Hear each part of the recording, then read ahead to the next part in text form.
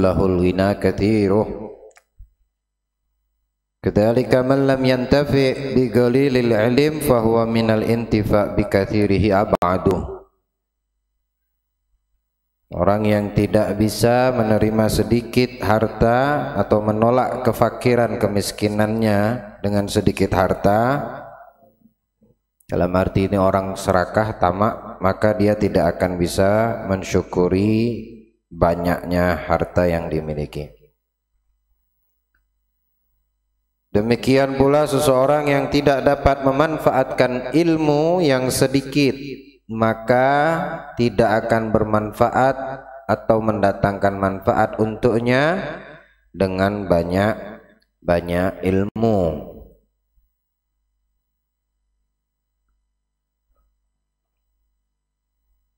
Sebagaimana yang disabdakan Nabi sallallahu alaihi wasallam, man izdada ilman lam yazdad hudan, man izdada ilman wa lam yazdad fid dunya zuhdan lam yazdad minallah illa bu'da. Dalam hal urusan harta dan dunia, barang siapa yang bertambah ilmu dan tidak bertambah di dalam kehidupan dunia pada dirinya makna zuhud, maka tidaklah hamba itu bertambah dekat dari Allah kepada Allah, melainkan tambah jauh.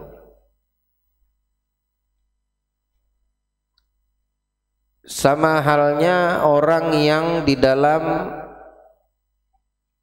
memiliki ilmu. Jadi makna mencari di sini ada dua. Dikatakan ulama at-talib gisman. Mencari itu ada dua. Yang pertama talibul mal, mencari harta. Dalam arti lain mencari dunia. Yang kedua talibul ilm, adalah mencari ilmu.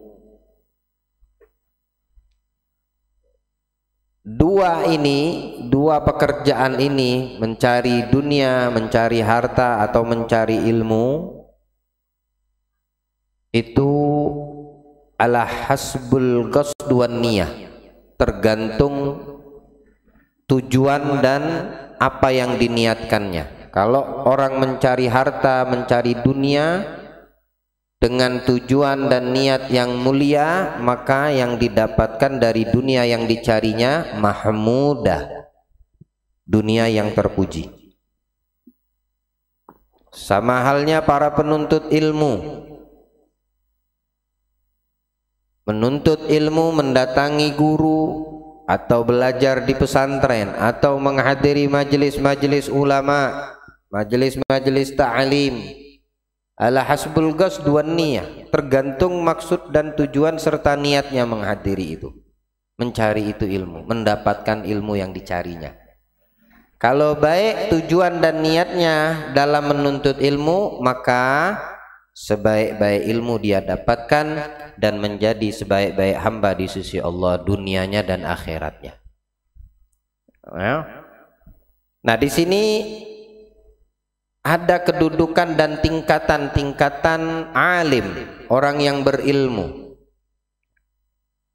Yang pertama dinamakan alimul fadil, ulama, orang berilmu yang memiliki keutamaan, yang memiliki kemuliaan, yang mendapatkan derajat yang tinggi di sisi Allah dan di alam malaikat. Siapa mereka? Huwallazi alimul ladzi ya'lamu wa yu'allimun nas wa amala wa yu'allimun nas wa amala bi ilmihi, yaitu orang yang menuntut ilmu, belajar ilmu, dia alim, dia berilmu, kemudian dia mengamalkan ilmunya dan mengajarkan ilmunya kepada manusia ibtigha'an wajhillah. Tujuan hanya mengharapkan ridhonya Allah, ikhlas. Ikhlas di dalam menuntut ilmu. Setelah dia mendapatkan ilmu, diamalkan ilmunya. Kemudian dia dengan ilmu yang ada pada dirinya, dia ajarkan kepada orang lain. Perjalanan daripada itu, prosesnya hanya semata mengharap ridha Allah, maka ini dinamakan alimul fadil. Mulia ini orang ini yang berilmu ini, ya. Yang kedua, alimul alladzi ya'mal bi ilmihi wa la yu'allimu ghairihi.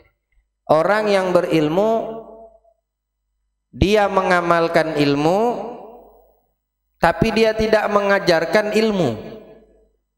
Dia berilmu, dia mengamalkan untuk diri ilmu yang difahami, yang pernah diketahui, tapi dengan ilmu tersebut dia tidak ajarkan kepada orang lain. Dia tidak kasih tahu ilmu yang dimilikinya untuk menuntun orang ke jalan yang baik, ya. Ini ada dua gambaran. Orang yang berilmu, dia mengamalkan tapi dia tidak mengajarkan ilmu. Ada kalanya kalau seandainya dia mengajarkan ilmu, membuka majelis, membuka sekolah, madrasah, kan sudah banyak misalnya tadi di satu tempat, ya, di tempat dia tinggal, banyak sudah majelis ta'lim, maka dia memilih untuk tidak mengajarkan ilmunya, cukup dia mengamalkan ilmunya pada dirinya. Ini pun banyak dilakukan daripada salafun sholihun, ya, tidak jadi masalah. Tapi kalau seandainya dia mengamalkan ilmu, dia tidak mengajarkan ilmunya itu katman, dengan alasan aneh kalau ngajar di sana tidak ada amplopnya.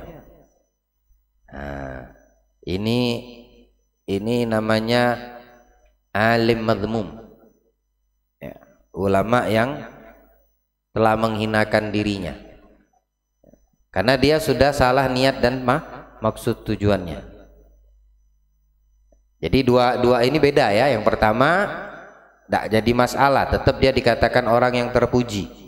Dia tidak mengajarkan ilmu ya dengan alasan terlalu banyak sudah majelis ilmu, dan dia lebih memilih untuk dirinya dan keluarganya, ya, dia mengamalkan ilmu, dia mengajarkan istri dan anak-anaknya. Dia tidak membuka majelis ilmu lagi karena sudah banyak majelis-majelis yang ada, bahkan dia menghadiri ikut majelis tersebut, tidak jadi masalah. Tapi kalau seandainya dia mengajar ilmu dengan tujuan dan niat yang salah, ini terhina dia, ya. Padahal di sisi lain syariat itu tidak melarang kalau seandainya ada seorang alim minta dia, ada orang minta mau belajar sama dia, kemudian dia buka tarif, itu bukan sesuatu yang salah, ya. Hanya saja yang seperti ini dia nggak sabar. Seandainya dia lebih memilih untuk mengharapkan ridha Allah Subhanahu wa taala, itu lebih baik untuknya, ya. Dia ngajar, ulama besar alim itu mengajar harus ikhlas loh. Ente mau ngasih makan anak bininya apa?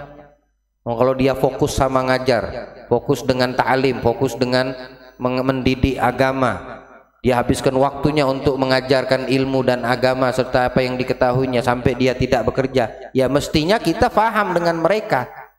Kita harus ngerti, kita harus tahu ini ini orang punya istri, punya keluarga, punya anak, gitu, ya. Bukan masalah ikhlas tidak ikhlasnya. Kalau dia lebih memilih sabar untuk dia betul-betul mengharapkan semata itu pahala, upahnya, ganjarannya dari Allah, lebih baik untuknya, ya. Tapi tidak haram, tidak berdosa kalau dia seandainya di dalam mengajar itu orang alim akhirat aja, yang alim dunia saja kalau titelnya gede, ente mikir mau nanya dulu nih, dia ngajar dosen, rektor, nah, itu bergaji. Dia fokus untuk mendidik mahasiswa, dia tidak kerja yang lain pun kalau ada sampingan, tapi utama kerjanya adalah pendidikan. Guru-guru di sekolah itu alim dunia lah, masa alim akhirat udah Pak Ustadz mah, Pak Kiai, Pak Habib yang ngajar ilmu, ngajar wudhu, ngajar ini itu pasti diganjar, itu tidak usah dibahas, pasti Allah kasih karena ada ikhlas. Tapi kamu harus perhatian, kamu harus ngerti, ya, kamu harus paham, ya, menghadiahkannya atau bahasanya menggajinya, memberinya upah dalam ilmu yang dari ilmu yang diajarkan,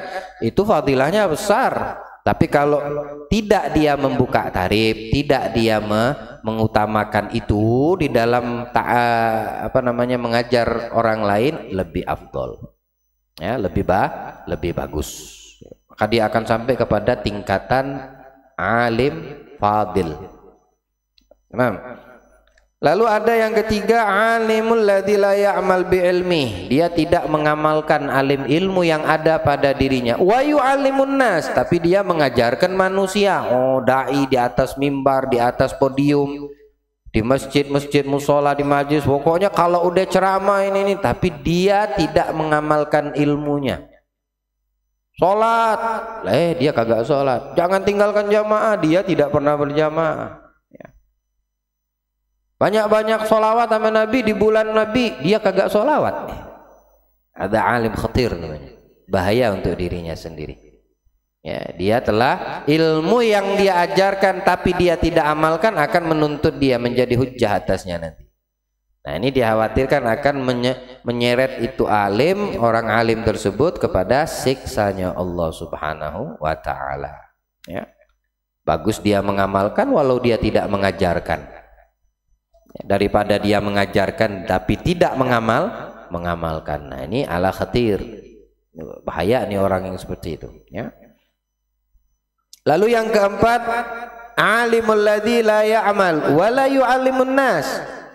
Dia alim berilmu tidak mengamalkan ilmu, tidak juga mengajarkan ilmu kepada manusia. Ini juga ala khatir, bahaya juga ini orang. Udah kagak ngamalkan, pelit lagi sama ilmunya, nggak mau ngajarkan ilmunya. Nanti kalau aku ajarkan ilmu, dia jadinya lebih alim dari aku nggak pernah. Ya. Bahaya ini orang punya niat dan tujuan seperti itu dalam menuntut ilmu. Dan yang paling bahaya yang terakhir, alimul ladzi la ya'mal bi ilmihi wa la yu'allimun nasa bi ilmihi. Orang yang alim tidak mengamalkan ilmunya, tidak juga mengajarkan ilmunya kepada orang lain. Wa yad'un nas ila dhalalah. Malah dia mengajak orang kepada yang menyesatkannya. Menyesatkan orang. Dia berani menjual ilmunya, akhiratnya untuk dunianya. Orang alim seperti ini dikatakan Al-Imamul Ghazali min a'wani syayatin wa muqaddimatud dajjal. Ini pembantunya syaitan, ulama seperti ini, orang alim seperti ini. Udah dia kagak ngajarkan ilmunya, tidak dia mengamalkan ilmunya, malah nyeret orang kepada kesesatan. Ada pembantunya syaitan. Hizbus syaitan, ala inna hizbus syaitan humul khasirun. Muqaddimatud dajjal yang paling dikhawatirkan di antara yang ditakuti dan dikhawatirkan oleh Nabi adalah ulama su ini namanya. Daripada dajjal, dia lebih parah dari dajjal. Kalau dajjal itu jelas-jelasan ngajak sesat umat manusia, tapi alim su, ya, dengan ilmunya dia mengajak orang sesat. Ya, tujuannya untuk mendapatkan kedudukan, jabatan, dunia dan lain sebagainya. Wa iyadzubillah. Allah jaga kita. Allah jadikan kita para penuntut ilmu yang paham maksud serta niat di dalam menuntut ilmu. Nah, jadi itu hikmah ya daripada Imam Haddad yang ketujuh, ya.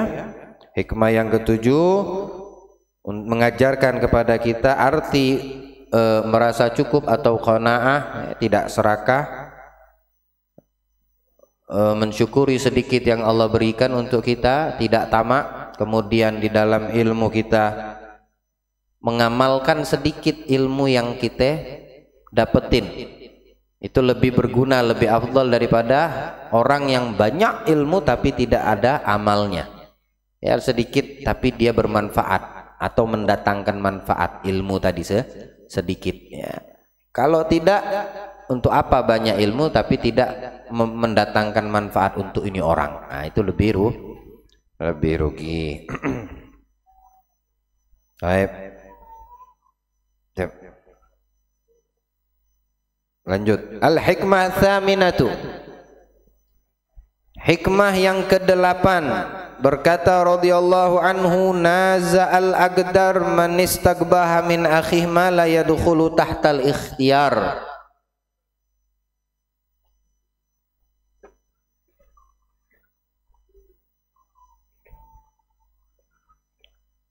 Berpaling daripada, ini menjelaskan kepada kita dari hikmah yang ke-8, nyambung juga dengan hikmah yang ke-9 ya.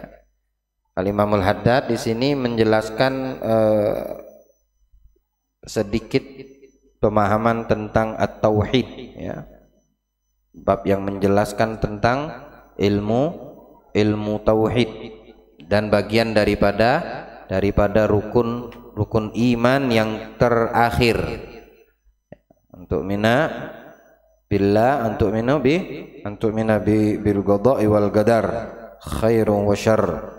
Beriman kepada qada dan qadar, qada dan takdirnya Allah. Baikkah itu atau tidak baik? Pertama yang perlu kita pahami adalah dinamakan menentang takdir Allah. Siapa? Orang yang memandang buruk dari perlakuan saudaranya di luar kendalinya.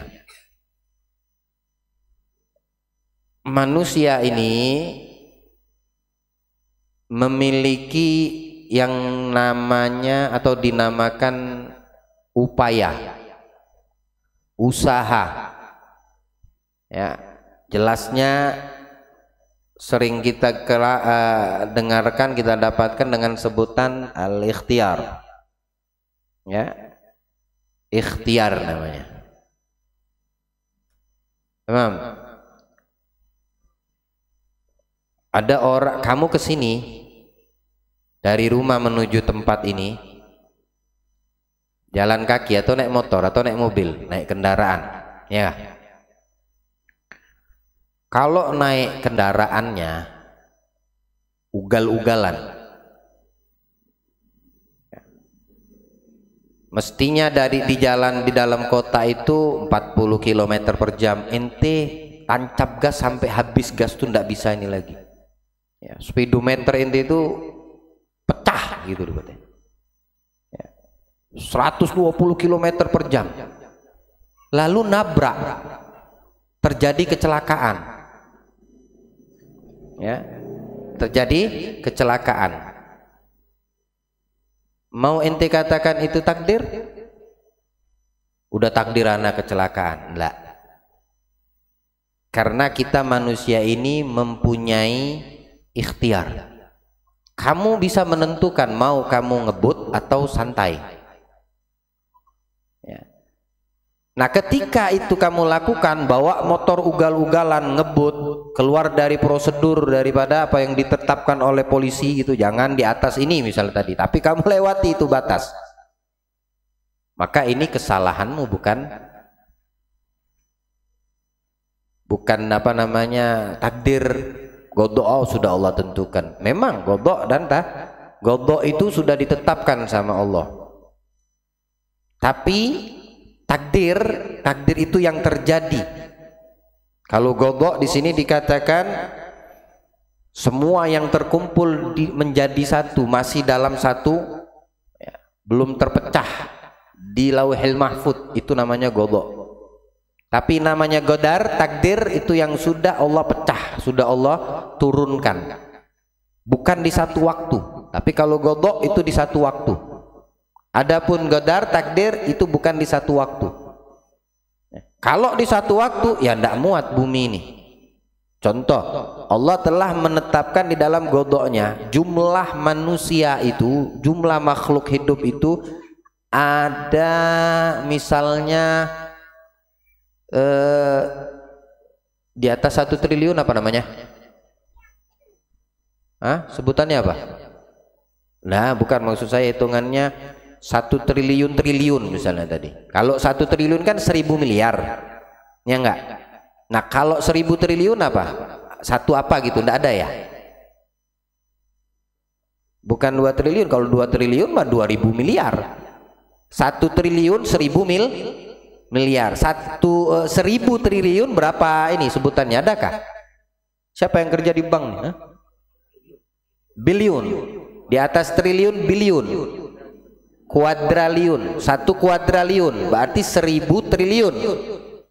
Nah, ini gambar, ini contoh gamblangannya aja untuk apa namanya, akal kita yang awam lah, kita katakan awam ya, kita masih belajar.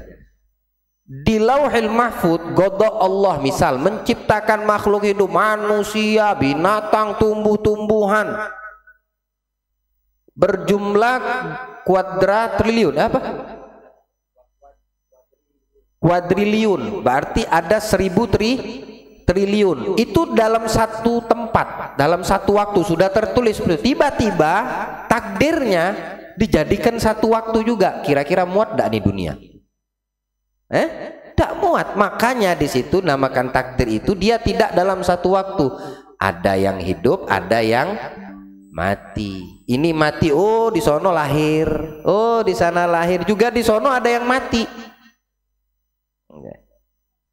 Jadi qada itu di satu waktu, di satu tempat yang sudah tertulis, dan takdir itu yang tidak di waktu yang sama.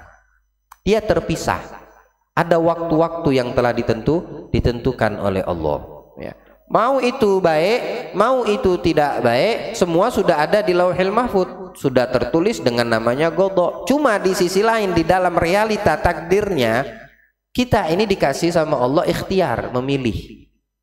Manusia itu dikasih pilihan sama Allah agar dia bisa memilih. Allah menciptakan neraka, Allah menciptakan surga, itu sudah qada. Tapi apakah kamu manusia untuk masuk ke salah satu dua tempat itu? Ayo, bagaimana? Kamu memilih, kamu yang menentukan takdirmu. Ya, gamblangnya begitu. Kamu yang memilih takdirmu. Allah menciptakan taat, Allah menciptakan maksiat, tapi di dalam realitanya, apa kamu tidak mampu menghindar maksiat? Mampu. Itu ikhtiar kamu sebagai manusia yang berakal. Ini ada gelas, ada gelas diisi sama orang khamr, diisi sama orang zam-zam. Pilih mana? Allah kamu dikasih gelas, isi gelas itu ada minuman keras, ada zam-zam. Pilih mana? Pilihan kamu itu. Berarti betul. Ya. Tapi kalau seandainya ada orang yang memilih khamr, boleh enggak? Iya, pilihan dia. Bawa motor ke sini, ngebut-ngebut. Kemudian tabrakan. Salah siapa? Salah takdir kah? Oh, sudah ketentuan Allah, anda nabrak. Ya bodoh. Kamu bisa memilih untuk tidak 100 km per jam di dalam kota Tarakan. Kalau di tol ya silakan. Kalau di tol ya silakan. Ini orang mengeluarkan makanan minuman.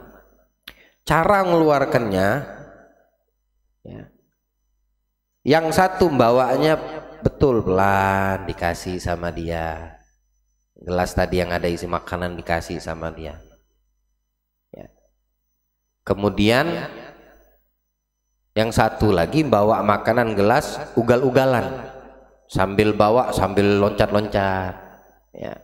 Air minum dalam gelas itu mau ngasih ke teman yang di sono tuh dilempar, tangkap ya. Gitu.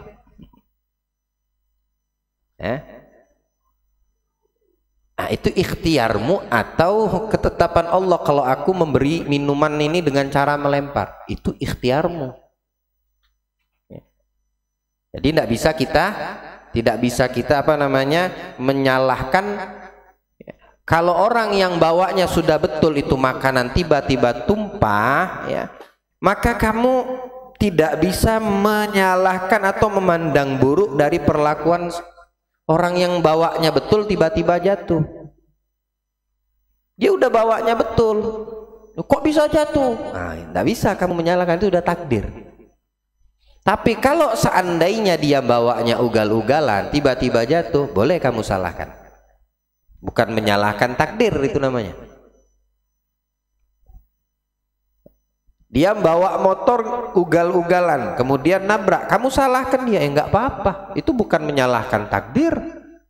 Karena kalau seandainya dinamakan itu menyalahkan takdir dari Allah, dia bawa motornya bagus, santun, pakai helm, enggak ugal-ugalan, tiba-tiba dia jatuh, nabrak, tidak bisa kita menyalahkan.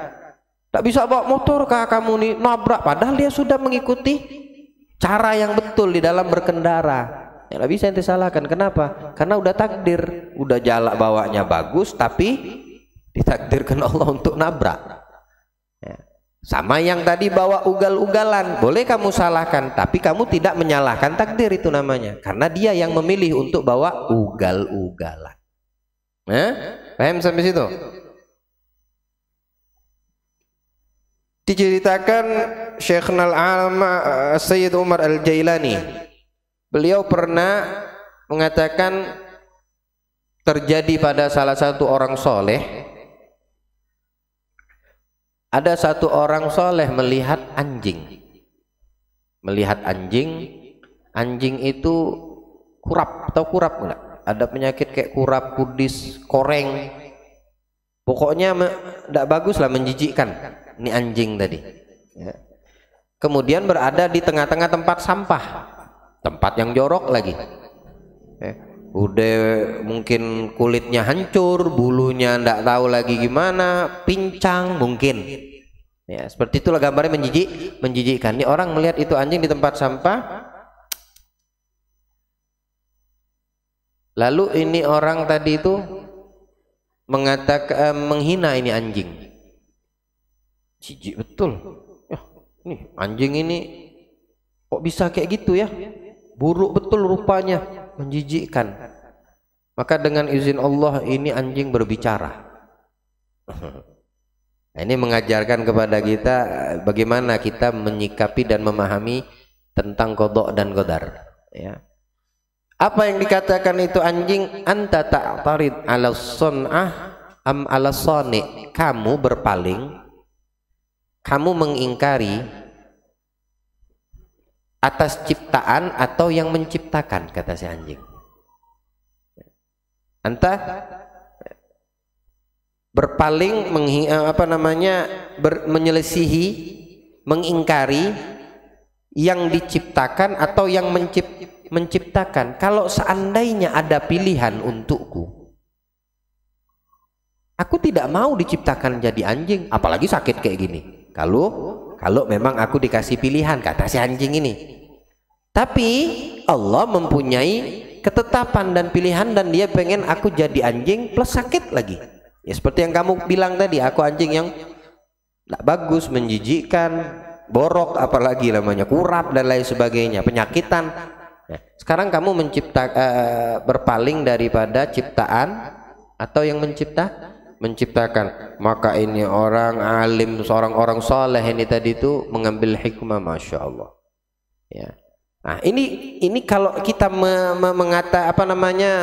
dia mengejek si anjing tadi, berarti dia telah tanpa dia sadari dia menyalahkan kodratnya Allah, ketetapan Allah. Ya, makanya di situ dinamakan menentang takdir. Ini orang menentang takdir.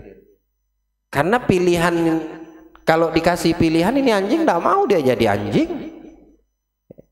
Jadi jangan kita melihat atau berupaya hati-hati menentang takdir Allah Subhanahu wa taala. Tidak boleh, baik yang diciptakan apalagi sama yang terhadap yang menciptakan. Ada yang sifatnya horizontal, rata, ada yang vertikal, menjulang. Kalau yang rata silakan ente boleh, tak apa-apa.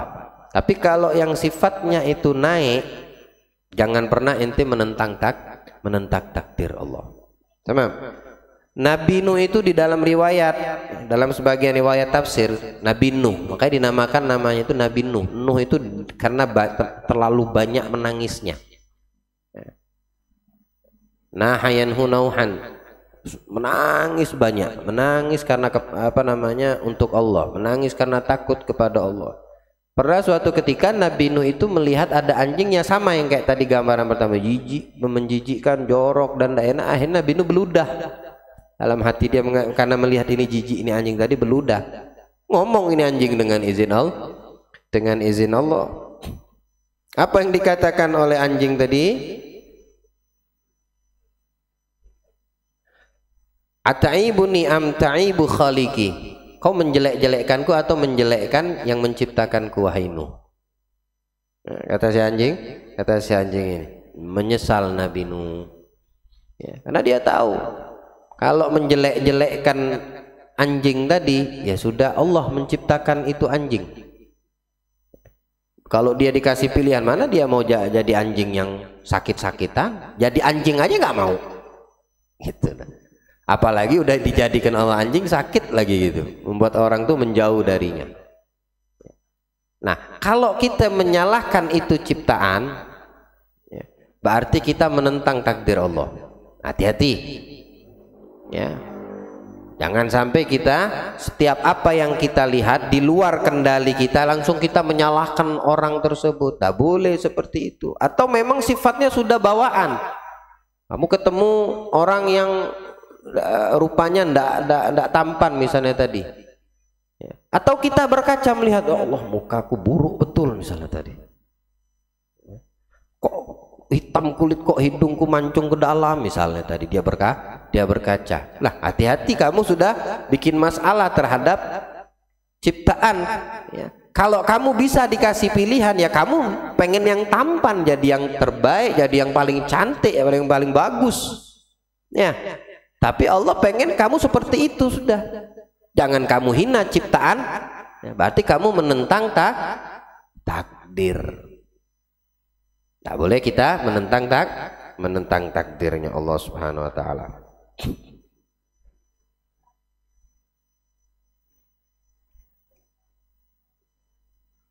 Dihikayatkan di dalam Imam Mughaliyubi, pernah Syagigul Balkhi membeli satu semangka.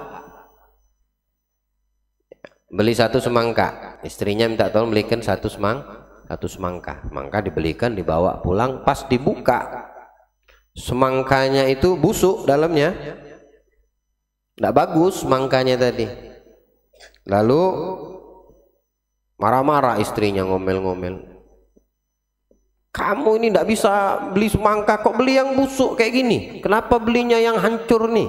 Kok tidak seger gitu? Kata suaminya bilang,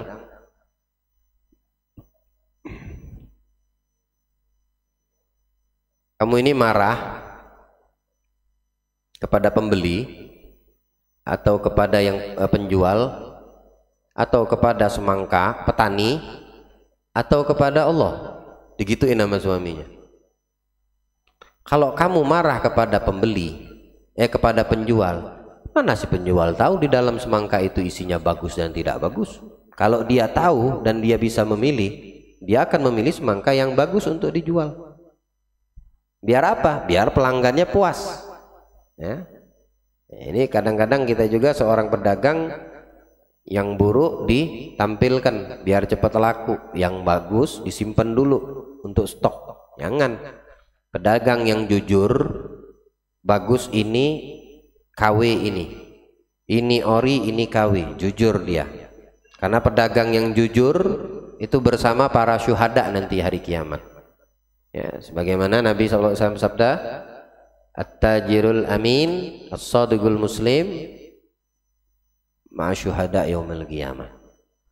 Pedagang, seorang penjual, ya, tujar itu pedagang, apapun yang kita dagangkan, amin, terpercaya, bisa dipercaya, amanat, jujur, soduk, al-muslim, dia muslim, nanti dia dikumpulkan sama Allah hari kiamat dengan orang yang mati syahid di jalan Allah.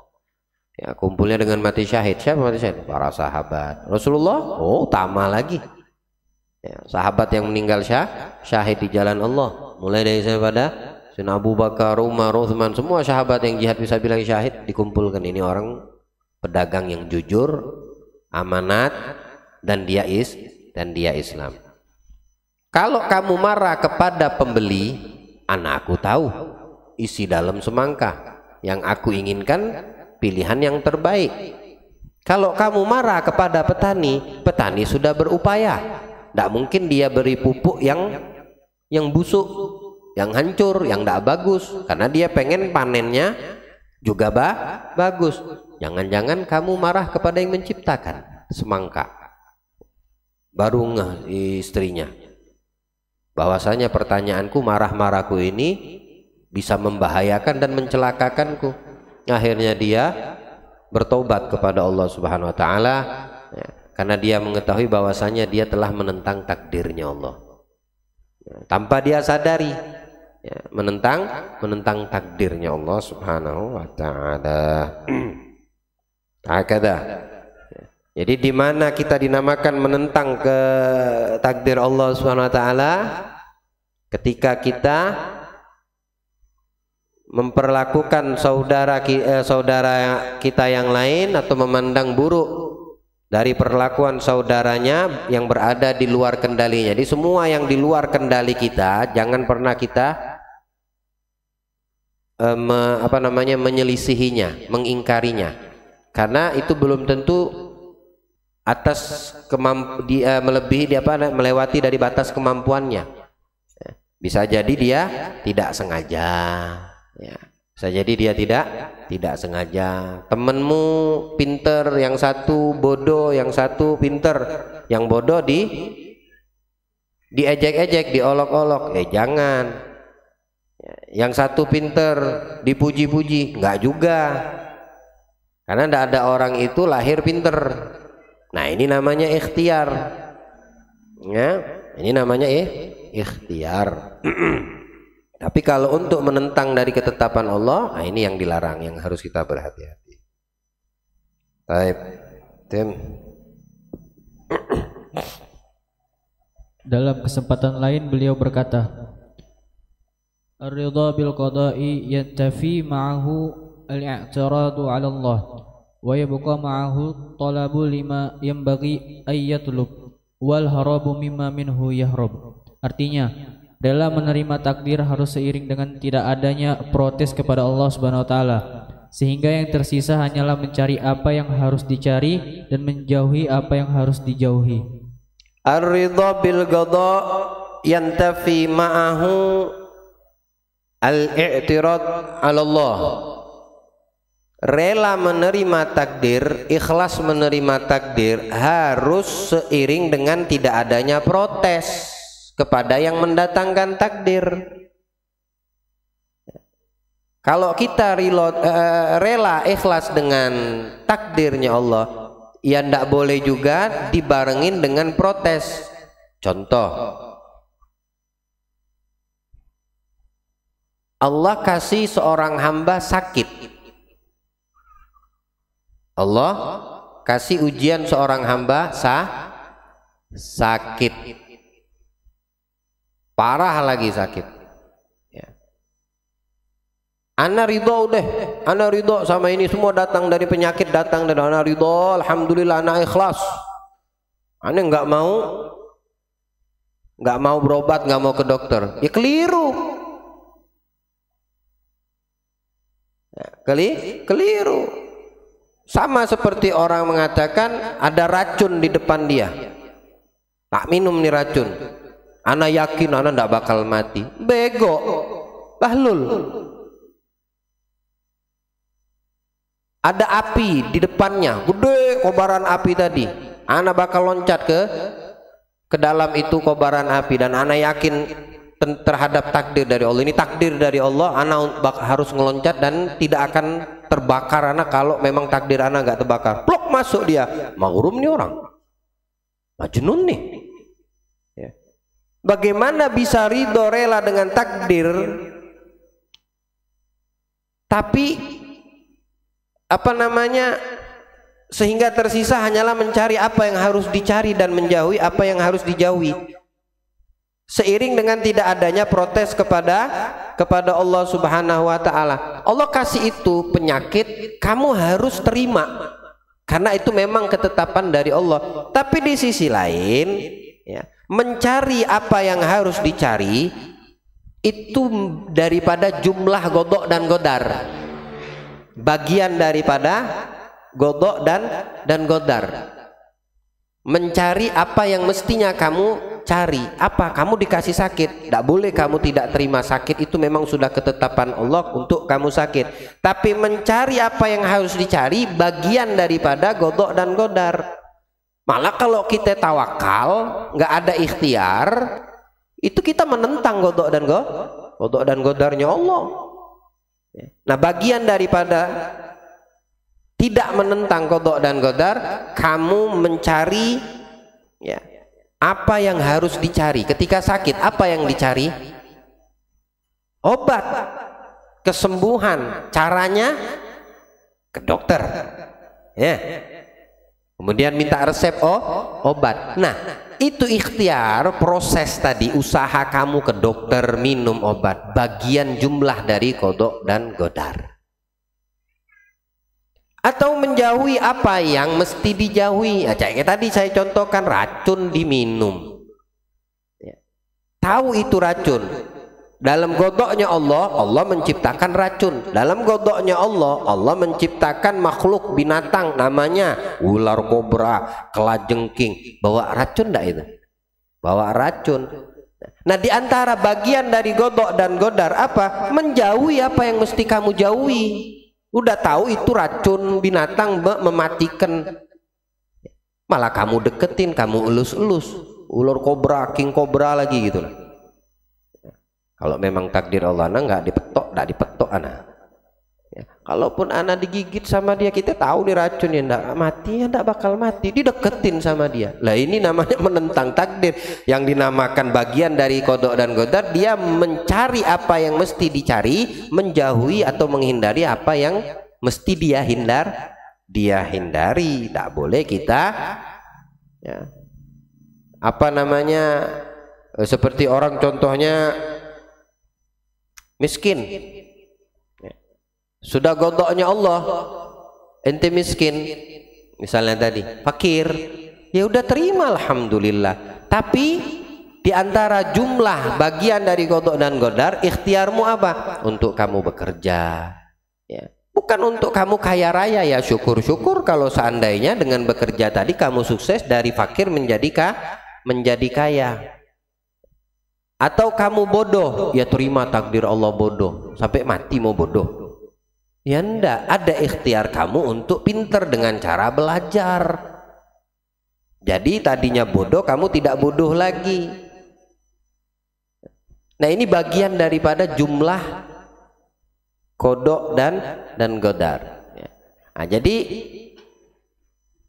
al-godok wal godar itu ada dinamakan takdir, itu ada yang dinamakan mu'allak, menggantung dan terjadi dengan sebab. Terjadi dengan sebab. Itu namanya takdir mu'allak. Ada lagi yang kedua namanya takdir mubrom, godokul mubrom. Ada godok mu'allak, ada godok mubrom. Kalau mubrom itu tidak bisa diubah, tidak bisa diketahui. Tapi kalau mu'allak itu masih bisa berubah dan bisa diketahui, tapi tidak oleh semua makhluk. Ya, hanya pilihan-pilihan Allah daripada hamba-hamba yang diinginkannya, seperti para nabi, para rasul, para aulia as-salihin, ahli ma'rifah.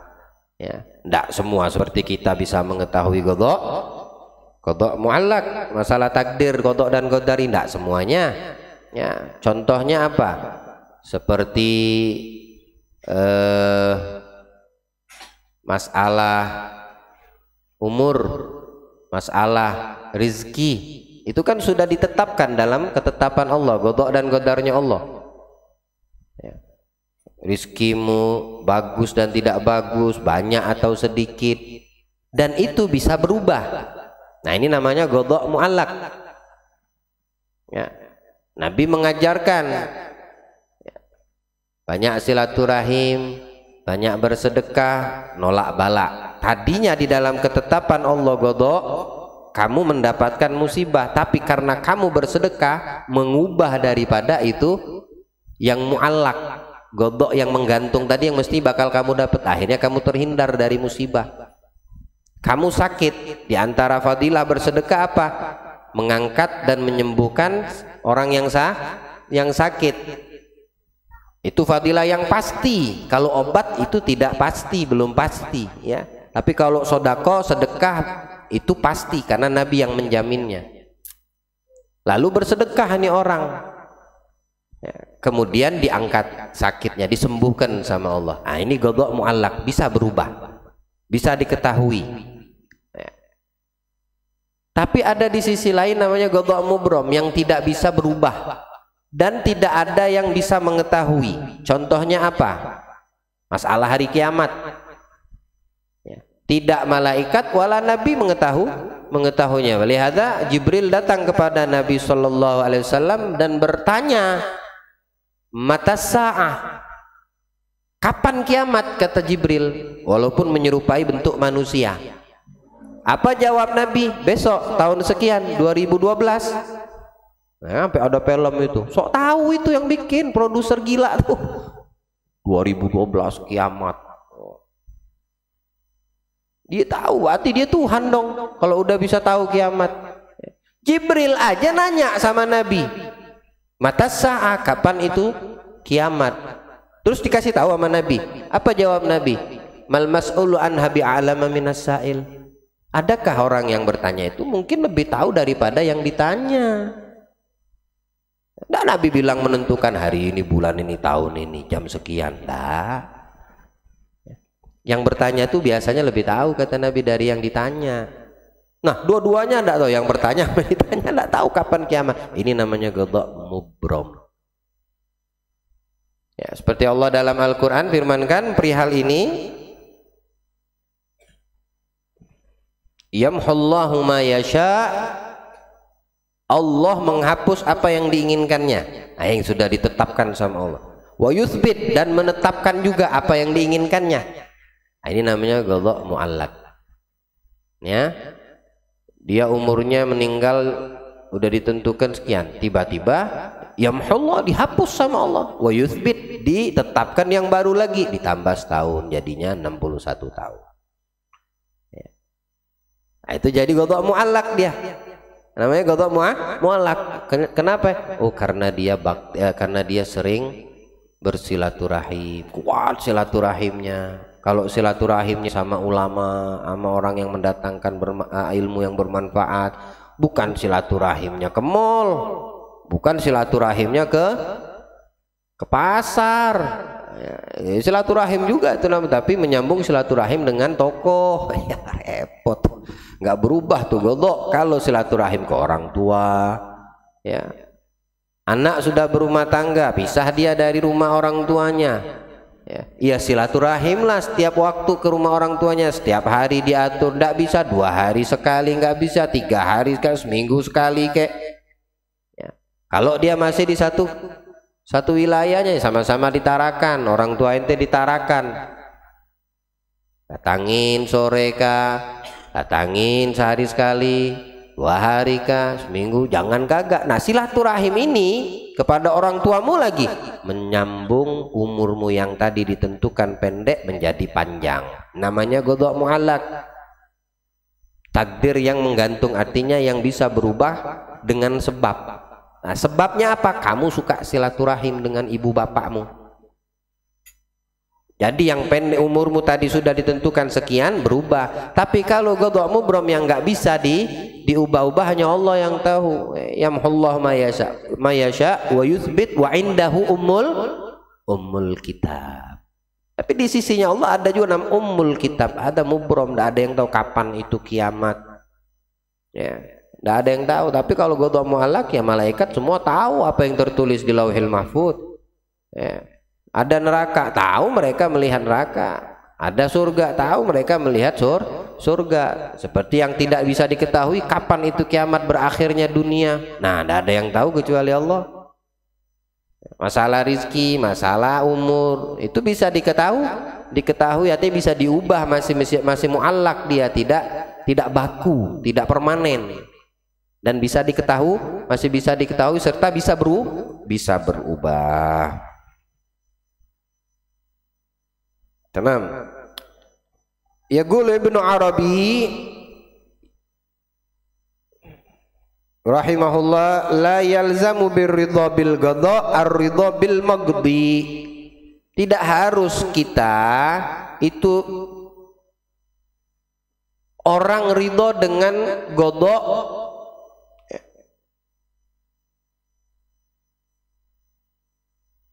dan ridho dengan apa yang terjadi, al-maghdi. Tidak harus kita ridho dengan qada, itu harus ridho dengan yang ditakdirkan. Contoh, ada orang berbuat maksiat. Maksiat ini itu sudah qada dari Allah. Allah yang menetapkan maksiat. Ya. Kita harus ridho dengan itu maksiat. Maksudnya apa? Maksiat yang sudah Allah tetapkan kita harus yakini, kita harus terima. Tapi terhadap yang ditakdirkan bermaksiat, tidak boleh kita ridho. Kita harus terima bahwasanya maksiat itu dari Allah. Allah yang menjadikan maksiat. Tapi karena kita ini manusia, ada ikhtiar, ada bisa memilih. Tahu kita ini taat, tahu kita ini maksiat, ya enggak? Kemudian melihat orang yang melakukan maksiat, ya, kita ingkar terhadap maksiat, itu tidak apa-apa, bukan mengingkari qadanya Allah, bukan mengingkari takdirnya Allah namanya.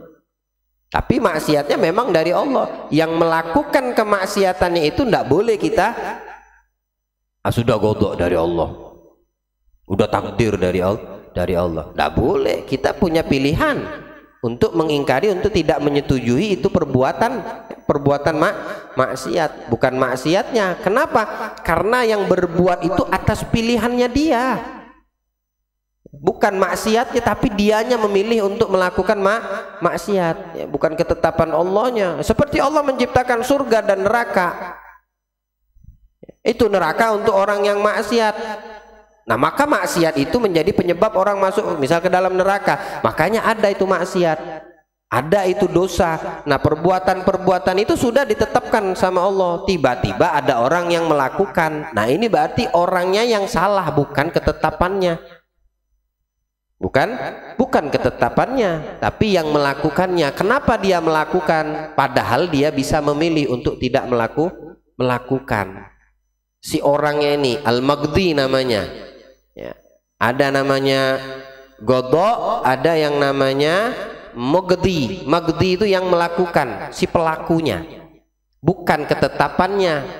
Kalau ketetapannya itu namanya maksiat, maka itu tidak boleh kita untuk berpaling, menentang daripada itu, karena memang sudah Allah menjadikan itu. Macam-macam bentuk maksiat, ada yang namanya maksiat zina, ada yang nama maksiat syurbul khamr, minum keras, ada yang maksiat durhaka, ya, nama-namanya tadi itu, ya. Tapi ada yang namanya maghdi, ini zina, ini minum khamr, ini durhaka, tidak akan terjadi kalau tidak ada fa'ilnya, orang yang si pelakunya. Atau dia tidak memilih untuk melakukan minuman keras, itu tidak akan terjadi, dia dikatakan peminum. Orang yang berzina, dia tidak akan dikatakan pezina kalau dia tidak memilih dan dengan kemauannya untuk berzina. Maka tidak ada perbuatan itu zina. Tapi yang namanya zina itu ada, dosa zina ada. Namanya minuman keras itu ada, asyurbul khamr, durhaka sama orang tua itu ada. Nama ini sebab dosa semua, ini namanya, ini maksiat semua. Tapi tidak terjadi itu maksiat kecuali orang itu dengan ikhtiarnya, keinginannya, kemauannya melakukan perbuatan maksiat. Nah, jadi yang kita ingkari apa? Ya, kita tidak harus kita ridho dengan qada, ya, sebagaimana kita ridho dengan yang ditakdirkan si pelakunya, ya, si pelakunya tadi. Nah, itu tidak boleh, ya. Yang terjadi itu tidak boleh kita kita lakukan. Seperti Nabi SAW dalam hadis ini mengatakan, la ya'tina 'alan nas zaman la yabghu ahadun illa akalar riba. Bakal datang nanti atas manusia satu zaman nih, kata Rasulullah nih, bakal nanti datang satu zaman, artinya bakal terjadi karena Nabi sudah mengetahuinya, tinggal tak tahu. Sekarang sudah terjadi kok ya, apalagi nanti lebih parah. Apa? Tidak tersisa manusia, makhluk yang ada di atas muka bumi ini yang hidup, kecuali mereka akan makan makanan riba, entah makan atau prosesnya, cara mendapatkan sesuatu dengan cara riba. Itu bakal terjadi ya zamannya, katanya. Artinya ini sudah godok nih, udah ketetapan Allah nih, bakal terjadi ya. Tidak bisa ente mau mengingkari itu, tidak bisa ente menghindar, tidak bisa ente mau protes, menyelisihinya, menentang daripada ketetapan zaman tersebut bakal datang, kata Rasulullah atau Allah dalam hadis qudsi ini ya. Dalam hadis qudsi kata Rasul sallallahu alaihi wasallam, ya, bakal datang itu zaman, tidak bisa ente menghindar, mau nyalahkan tidak bisa, karena itu sudah ketetapan dari Allah. Kalau tidak makan riba, asabahu min bukharihi, ketiban asapnya, percikannya. Dia tidak makan riba, tapi dia kena percikan si pemakan riba. Itu zamannya bakal datang. Lalu kamu nanti ketika mendapatkan zaman itu makan mengatakan, sudah takdir dari Allah, godok dari ya, tidak bisa seperti itu. Kamu harus ingkar dengan perbuatan ribanya ya, sebagaimana kamu ingkar dengan orang yang bermaksiat ya. Bentuk maksiatnya memang sudah menjadi ketetapan Allah, tapi untuk ingkar kepada dosanya si pelakunya itu ikhtiarmu. Tidak boleh ya, tidak boleh kita tawakal serah, karena bagian daripada jumlah godok dan godar, mengimani godok dan godar ya tadi sebelumnya. Kalau kamu bisa mencari apa yang mesti dicari ya cari, dapetin, tapi menjauhi dari apa yang harus kamu jauhi itu bagian daripada godok dan godar. Itu zaman makan riba, tapi kamu punya pilihan untuk menjauhi daripada perbuatan riba, itu bagian dari godok dan godar. Kalau kedapatan temanmu yang melakukan riba ya, maka perbuatannya tidak bagus, itu yang tidak boleh kita ridho terhadapnya. Paham sampai situ ya? Nah ini godok dan godar ini bagian daripada ketetapan dari Allah Subhanahu wa ta'ala. Mau itu baik, mau itu tidak baik, mau itu kita sukai atau yang tidak kita sukai, tinggal bagaimana cara manusia itu menyikapinya. Dikasih sakit ya udah, godok dari Allah, ketetapan takdir dari Allah. Tapi untuk mencari lebih baik, yang harus kita dapatkan dari sesuatu yang baik ya lakukan, karena itu bagian daripada godok dan godar. Bukan tawakal pasrah, udah dari Allah datang sakit aneh nggak mau berobat, padahal ente mampu untuk berobat. Ataupun menjauhi daripada yang mesti seharusnya kamu jauhi, itu juga bagian daripada godok dan godar ya. Kamu ditetapkan di antara takdir kumpul sama orang-orang yang suka menjauhkanmu dari Allah. Ini contoh nih, misalnya kumpul sama orang-orang, teman-teman yang suka apa? Suka bermaksiat, waliyadzubillah ya. Habib Saleh, ahlan wa sahlan, ya marhaba.